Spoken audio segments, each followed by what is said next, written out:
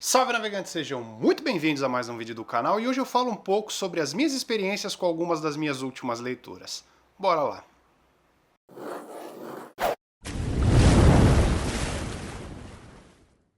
Hora das mini resenhas, contando um pouco sobre as minhas opiniões completamente pessoais sobre algumas das minhas últimas leituras e rolou de tudo um pouco por aqui. Vou falar sobre horror, vou falar sobre fantasia com pitada de pós-apocalipse, um bocadinho de sci-fi, um suspense também super elogiado e um quadrinho lindíssimo. Antes de começarmos e seguindo as delongas programadas, peço a vocês deixarem aquele like maroto para ajudar na divulgação. Se ainda não são inscritos, inscrevam-se, ative o sininho e não perca o que vem por aí. Peço para vocês deixarem aqui nos comentários também quais foram as suas últimas leituras e qual foi o destaque. Eu tô sempre de olho buscando dicas novas, seguindo os nichos aqui do canal, para trazer de volta em forma de opinião para vocês. No box de descrição desse vídeo aqui você também encontra todos os livros mencionados e os links para compra e também encontra as minhas redes sociais literárias, scoob.com.br, goodreads.com. Nos encontramos por lá, combinados? Agora chega, já falou muito, bora pro que interessa.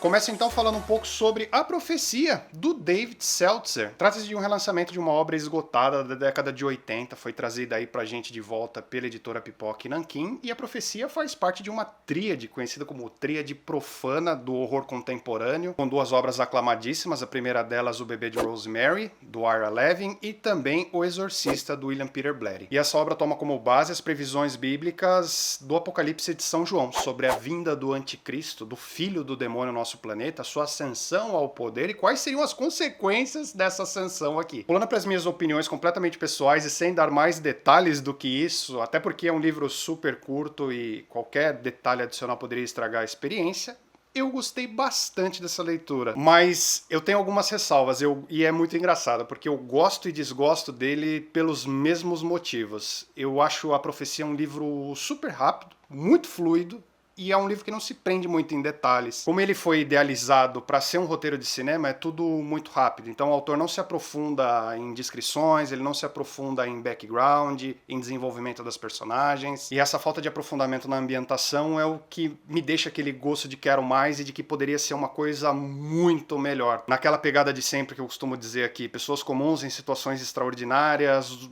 o medo constante, o que vai acontecer, não quero que aconteça algo de ruim com essa personagem. E ao passo que isso é muito bom porque deixa a história direto ao ponto, sem delongas, sem ser prolixo, ele também me deixa com essa vontade de saber mais sobre tudo isso. Posso citar exemplo aqui de uma cena que foi muito perturbadora, acontece uma coisa que me explodiu um pouco a cabeça e na outra página o autor segue o jogo, ele vai embora, ele não mostra muito impacto e como ele não mergulha nesse impacto, você meio que esquece também, você fala, não é muito importante e segue o jogo. Então isso explica um pouco sobre eu gostar e não gostar pelo mesmo motivo, mas a leitura é excelente, passa rápido, como eu já disse, e muita gente pode se afastar de tentar ler porque, nossa, filho do demônio, anticristo, é uma leitura super pesada, vai causar vários calafrios, horror. E eu não senti. Eu sou um bunda mole, confesso, já contei isso aqui pra vocês e não me assustou em nada, assim. O livro, até por não ter essa ambientação muito funda e muito bem trabalhada, ele vai causar alguns sustos, alguns calafrios, mas ele, de medo mesmo, não é um livro de medo. Um ponto também que eu queria ressaltar é que o autor foi super competente em trazer à tona alguns embrólios geopolíticos que são presentes na profecia, que são presentes também no Apocalipse, então ele meio que amarra tudo o que está acontecendo. E a profecia fez tanto sucesso na sua época de lançamento que ele alavancou a vendagem de bíblias. É muito esquisito de ver, mas assim, teve até um estudo que mostra que isso aconteceu. Porque as pessoas queriam saber mais, até o nome Damien ficou muito famoso, as pessoas tentavam encontrar Damien na Bíblia, então assim, o livro teve uma importância enorme para o cenário de horror contemporâneo. E o David Seltzer também, como disse que ele tinha idealizado esse livro como um roteiro de cinema, participou da adaptação do filme, ele foi o roteirista do filme de 1976. Um filme que funciona muito bem até hoje, até porque como ele explora outros elementos, principalmente os sentidos, né, visuais, sonoros, acaba assustando mais do que o livro e funciona muito bem como um complemento. Aqui ele tem um aprofundamento um pouco maior e o filme deixa tudo mais visual e trabalha melhor os seus sentidos sentidos para dar um medo, então um combo que eu recomendo demais. Se vocês perguntarem para amigos ou pessoas na internet aí para fazer um ranking de 10 filmes de horror assim que são atemporais, muita gente vai colocar essa adaptação da Profecia lá dentro. Acerto crítico da editora Pipoca e Nanquim trazer isso de volta pra gente. O Exorcista teve uma edição nova recém-lançada, o Bebê de Rosemary é fácil de encontrar e tava faltando esse camarada aqui nas nossas estantes. E é aquilo lá, passa super rápido, altamente indicado para quem não gosta de histórias prolixas, que dá aquelas milhares e milhares de voltas e reviravoltas, uma obra de horror atemporal, e se você é muito fã desse gênero, com certeza não pode deixar passar.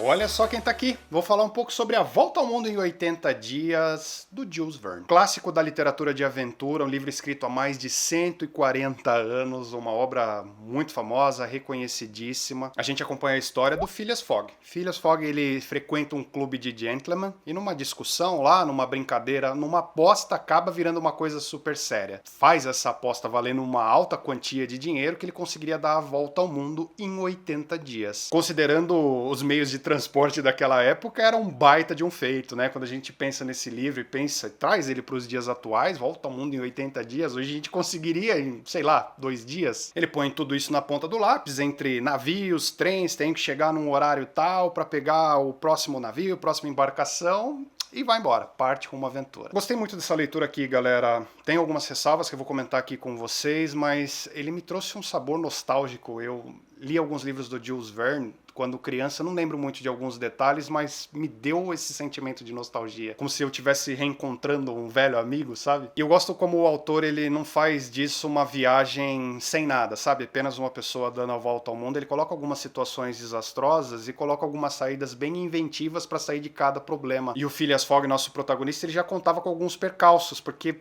não tem como dar tudo certo, né? Se um trem atrasa, você não pega o próximo navio, por exemplo. E nessa época também você não contava com muitos meios de transporte. Então, se você perdesse um navio, você só ia pegar o próximo depois de 3, 4 dias, uma semana, não saía um por hora. Mas nem tudo são flores, né? Tem algumas descrições aqui que dão uma bela de uma cansada, então leitores que não têm muita paciência com certeza vão se cansar, porque o Jules Verne ele é bem detalhista, ele descreve as planícies, as ravinas, em muitos momentos ele até fala quantos milhões de litros tem certo lago dos Estados Unidos, então pode esperar alguns cansaços. Depois que eu terminei a leitura, fui dar uma olhada em alguns reviews, algumas opiniões, e muita gente destaca um fato que não me incomodou enquanto eu estava lendo, mas que faz total sentido. A obra, ela tem muito dela, baseado em um eurocentrismo que pode chamar atenção e pode incomodar também alguns leitores. Porque ele falta detalhar um pouco mais outros países, outras culturas diferentes, que não seja, né, esse eixo europeu, então ele se dedica muito mais em exaltar a cultura britânica, europeia, até dos Estados Unidos mesmo, e quando ele vai passando por alguns outros países, outras formas de vida diferentes, ele não dá tanto detalhe, meio que dá uma desdenhada. Mas eu me transportei, né? Eu me joguei para aquela época e pelo contexto também, o livro tem mais de 140 anos e enquanto eu estava lendo,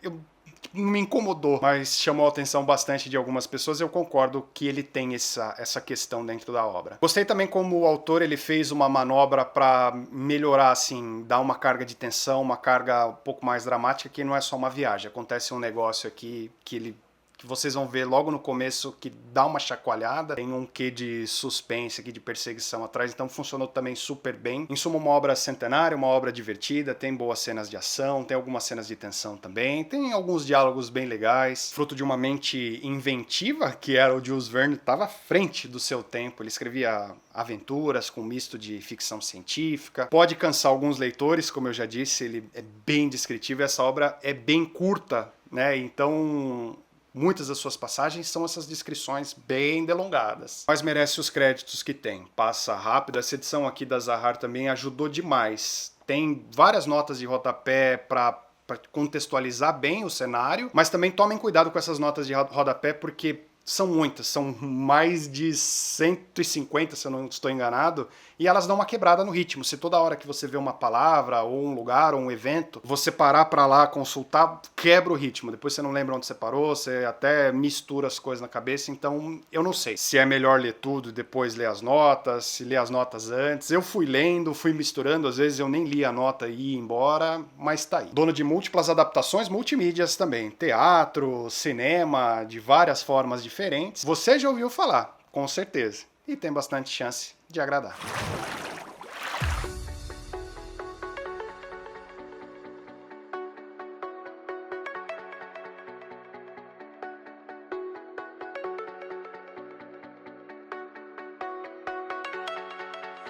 Bora então falar sobre esse premiadíssimo livro, vencedor do Prêmio Pulitzer de ficção e também indicado ao Prêmio Locus. Eu falo sobre A Estrada, do Cormac McCarthy. O autor traz pra gente aqui um mundo, um cenário pós-apocalíptico, onde um homem e o seu filho, um menino, percorrem uma estrada rumo à costa. Nesse percurso aqui, o objetivo é simples: sobreviver. A comida é escassa, o ambiente é hostil e as outras pessoas, os que ainda estão vivos, são vistos como risco, porque eles também sentem fome e também lutam para sobreviver. Eu gostei demais da estrada, gostei demais dessa leitura aqui. Desde que eu li Eu Sou a Lenda, não me sentia tão sozinho e com tanta pena das personagens. E isso é obra de um autor super habilidoso, porque em apenas algumas páginas, umas 10 páginas, você já entende tudo. Você já entende o que você vai encontrar. Você entende que é uma história sobre o pai e um filho, e cada um, o mundo inteiro, um do outro. Você já entende também logo de cara que o mundo foi pro brejo. As pessoas estão nesse cenário aí infernal, pós-apocalíptico, mas não se sabe por quê, da onde. E isso importa?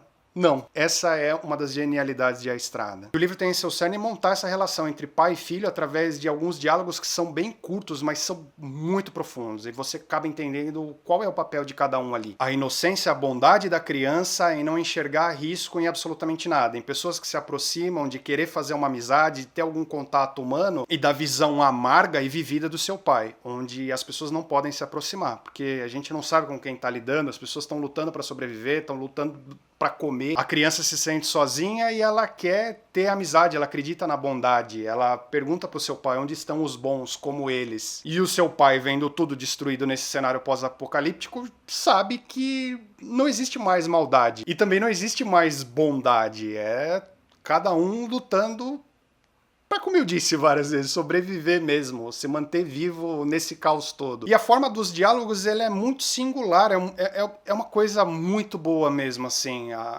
O autor soube trabalhar na criança, nos diálogos que uma criança teria e nas respostas que um adulto daria para essa criança também. E o pai tem que saber também não esconder o jogo, mas dar essas respostas que uma criança entenderia. E às vezes a criança não entende e eles ficam em silêncio. O livro ele não tem essa separação por capítulo, mas ele tem as quebras de parágrafo bem curtos, assim, então é sempre algum tipo de impacto. E os prêmios são merecidos, né? Como eu tinha comentado na Profecia, mexer com pessoas comuns em situações extraordinárias, aqui o autor fez muito bem esse trabalho de imersão, mesmo não detalhando o que aconteceu no passado, você não precisa, você sabe já onde eles estão, que mundo é, o que eles têm para sobreviver, a escassez, então toda hora você fica preocupado. É um livro super sensorial, porque eu me sentia cansado de andar pela estrada, eu me sentia com fome, eu me sentia com sede, e eu contava o estoque junto com eles, uma coisa muito engraçada, porque eu ficava pensando, nossa, eles vão comer mais uma lata aí agora, vai acabar. Quantas latas será que eles têm? Dá pra mais tempo? Eu dividia esses enlatados com os dois e vibrava cada vez que eles encontravam alguma fonte de comida ou alguma fonte de água, e foi uma experiência muito dura também, né? Como eu já disse, é um livro que me trouxe esse misto de sentimentos. Cormac também trabalha em alguns pedaços, alguns flashbacks do passado, para dar uma contextualizada, nada muito longe, nada muito explicativo, mas para você entender mais e ficar mais imerso no cenário, e principalmente entender a cabeça do pai e a proteção excessiva que ele tem com seu filho. A Estrada tem uma adaptação muito elogiada, eu não assisti, mas quando eu estava lendo, os inscritos disseram, muitos, que é muito bom, que eu tenho que assistir. Com certeza eu vou, não deu tempo. A capa dessa minha edição aqui é o pôster do filme, que eu não gosto muito, vocês já sabem. Tem o Viggo Mortensen no papel principal, nosso eterno Aragorn, e está a figura aí nos filmes as adaptações que eu ainda preciso assistir. Mas já digo pra vocês que o livro me deu uma experiência tão completa que eu não tenho tanta pressa assim. Essa edição aqui também é importante ressaltar pra vocês, galera, que a Estrada ele tá esgotado em edição física, tá? Mas você encontra facilmente na Amazon a edição de Kindle. Se vocês forem procurar por edição física, provavelmente vocês vão ser direcionados a algum sebo, né? Não teve uma reimpressão recente desse livro. Eu não paguei muito caro em sebo também, então se você gosta de edição física, no estante virtual tem várias pra vender e também não são preços abusivos e absurdos. E fica a dica, no Kindle fácil de encontrar, é um baita de um livro bom, sensorial, vai te trazer um misto de sentimentos, passa rápido, muito bem escrito em termos de diálogos, relacionamento, é uma boa experiência, com toda a certeza do mundo, galera. Um vencedor do prêmio Pulitzer não é qualquer coisa, eu garanto.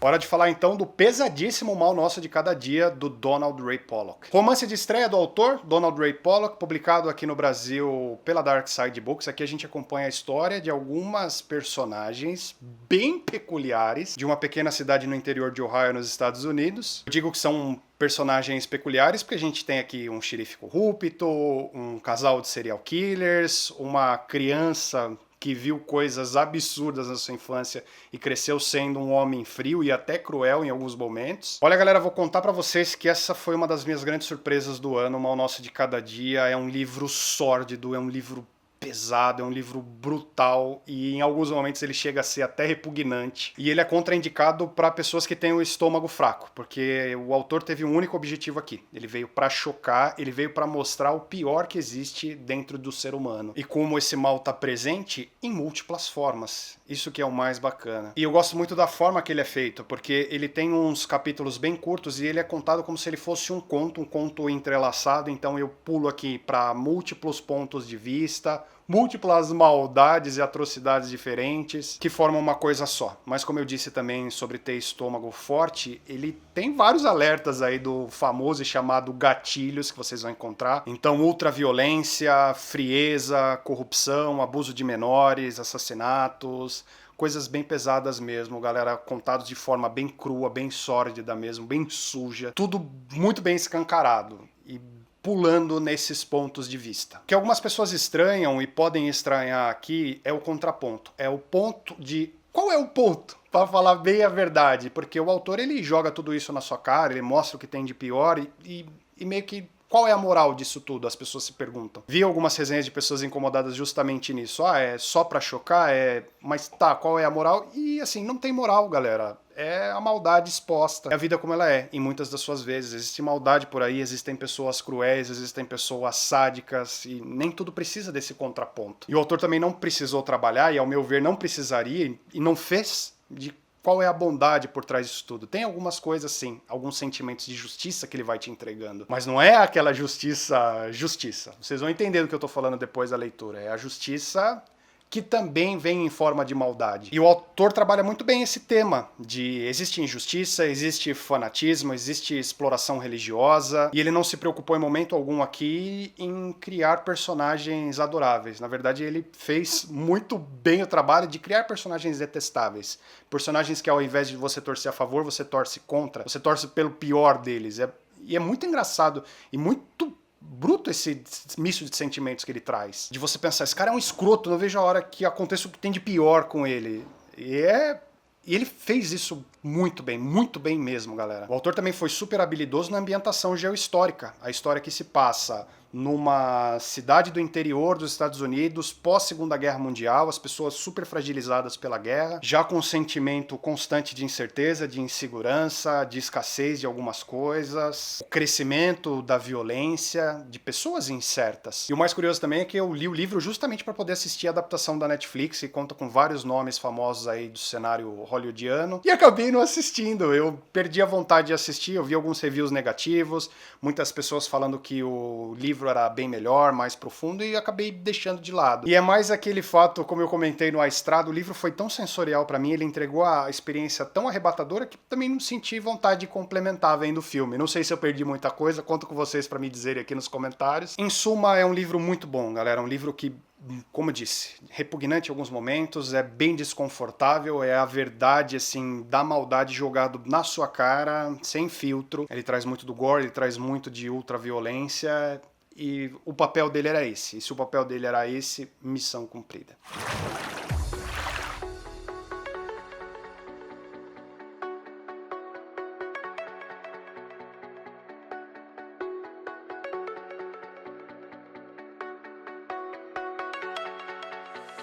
Fecho esse vídeo aqui num nível altíssimo, fecho com essa lindeza, essa delícia de quadrinhos. Vou falar um pouco sobre Roseira, Medalha, Engenho e outras histórias do brasileiro Jefferson Costa. Finalista do Prêmio Jabuti de Histórias em Quadrinhos em 2020, a gente tem essa maravilha de história que foi roteirizada e desenhada em sua totalidade pelo Jefferson Costa, um projeto inteiramente solo, e aqui ele nos leva para dar uma volta, um passeio, uma homenagem aos seus ancestrais nordestinos. E ele faz tudo isso com muita genialidade. Ele transforma essa história em quadrinhos aqui em uma coisa não linear, mas completamente entrelaçada, e ele nos apresenta os seus ancestrais que vieram, uma parte da família da Bahia, outra parte de Pernambuco, e é muito interessante que quando você abre a guarda da capa, você vê essa colcha de retalhos aqui, né? E não tem uma forma mais clara de apresentar essa obra. Ela é verdadeiramente uma colcha de retalhos. E o que eu mais gostei de Roseira Medalha é que eu precisei de 2 leituras para entender a sua genialidade, para entender o quão linda ela é, porque o autor ele prestou muita atenção nos detalhes, nas cores indicando a passagem de tempo. Então, se você pegar o quadrinho e só passar as páginas sem se ater a esses detalhes, com certeza você vai perder muito da sua magia. As transições de datas, tem que prestar atenção em qual período, mas as cores já te gritam isso, falam com você. E quando eu falo de prestar atenção em tudo que faz, o autor fez isso no balonamento também, nos diálogos. Tem o sotaque nordestino aqui. Não só o sotaque, mas como a forma de falar. E ele deixa você lá dentro, você tá no Nordeste. Uma das coisas que eu mais gosto aqui é que ele mostra que em todo esse cenário de trabalho duro, de luta, daquele trabalho exaustivo e cansativo em roça, tem também muita alegria por trás. Tem o som de crianças brincando, tem o momento de reunião da família para um jantar, que em sua grande maioria era simples, mas celebrado, vibrado. Ilustra de uma forma linda também personagens incríveis, personagens que queriam, por exemplo, crianças queriam estudar, mas não podiam estudar porque tinham que ajudar na roça, tinham que ajudar no dia a dia, no trabalho pesado, e se dedicavam fora, além do tempo, cansado, para tentar ler alguma coisa, para tentar absorver informação, leitura. Outra coisa também que me ganhou e é muito bacana é a homenagem que o artista fez a outros artistas e músicos nordestinos. Em várias quebras de capítulos tem algum trecho de alguma música, ou algum trecho de alguma poesia, e ele coloca esses textos desses autores, esses artistas nordestinos, e ele condiz muito com a narrativa, ele condiz muito com o que está sendo falado de forma gráfica, de forma visual nos quadrinhos. As artes do Jefferson é uma coisa à parte, né? Um cara que vem fazendo o seu nome com um estilo muito singular também. Disse a vocês a prestar atenção nessas cores, e ele faz tudo isso nos tons mais pastéis, mas é tudo tão lindo, tão vibrante, eu gostei bastante de tudo que eu vi aqui. Mas um aviso aos navegantes aí, vão com calma. Peguem essa HQ num lugar calmo, leiam devagar, sabe? Apreciem quadro a quadro. O Jefferson não está contando só uma história nos balões, ele está contando uma história no visual. Então precisa prestar bastante atenção nisso, até porque a narrativa é não linear, então não é tudo entregue de mão beijada. Casse a passagem de tempo através das cores, veja a passagem de tempo, veja a luta. É uma delícia de se apreciado mesmo, de não ser lido na correria. É uma linda e singela homenagem feita de um cara que passou aí na pele, colheu as histórias, está falando sobre ele, sobre as suas origens, então teve o máximo de respeito no diálogo, balonamento, trazer as raízes nordestinas, trazer essa história de luta, a história de garra, mas a história também de muita alegria. Indicado também ao Prêmio Jabuti, um dos mais importantes do cenário nacional. Me trouxe um misto de sentimentos, tenho certeza também que era essa a intenção do autor, e se foi, com certeza, Jefferson, sua missão foi cumprida, com sucesso por aqui. Bom, galera, era isso que eu tinha para trazer para vocês hoje. Espero que tenham gostado das minhas opiniões, espero que tenham gostado de mais um vídeo. Eu vou ficando por aqui. Deixo beijo grande, abraço de urso carinhoso apertado de sempre. Até o próximo. Fui.